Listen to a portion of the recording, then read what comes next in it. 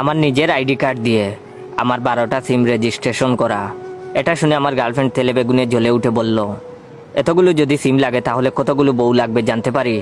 তখন আমি বললাম, সিমের সঙ্গে বউয়ের সম্পর্ক কি? তখন গার্লফ্রেন্ড বলল, তোমার তো একটা সিমেই হয়ে যাবে, তাহলে এতগুলো সিম দিয়ে কি করবে? তখন আমি বললাম, এমনিতেই ভালো লাগছে তাই একটা একটা করে কিনতে কিনতে 12টা হয়ে গেছে।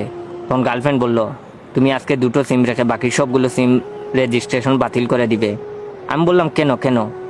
তখন সে বলল, আমি বলছি তাই, না হলে কিন্তু তোমার সঙ্গে আমার সারা জীবনের জন্য ব্রেকআপ। তখন আমার গার্লফ্রেন্ড সাদিয়া রাগ করে চলে গেল। আমি কিছুক্ষণ বসে বসে ভাবলাম, তারপরে উঠে হাঁটা শুরু করলাম। মোবাইল বের করে সাদিয়ার নাম্বারে কল দিলাম, কিন্তু সে রিসিভ করে নাই। সন্ধ্যাবেলা হঠাৎ ওভারব্রিজের নিচে দেখলাম একটা লোক টেলিটক সিম বিক্রি করতেছে। কাছে গিয়ে জিজ্ঞেস করে জানলাম, 100 টাকা রিচার্জ করলেই 100 টাকা তো থাকবেই, বরং 100 মিনিট ও 17 জিবি ইন্টারনেট পাওয়া যাবে। চিন্তা করলাম, এমনিতেই তো অনেক টাকা রিচার্জ করা লাগে, তাহলে একটা নতুন সিম কিনেই ফেলি। সঙ্গে সঙ্গে পকেট থেকে ন্যাশনাল আইডি কার্ড বের করে সিম কিনে ফেললাম। মোবাইল সিম সেট করে সাদিয়ার কাছে কল দিলাম। সাদিয়া অপরিচিত নাম্বার, তাই রিসিভ করে সালাম দিল। তখন আমি বললাম, কি করে ময়না পাখিটা? তখন সে বলল, এটা কার নাম্বার?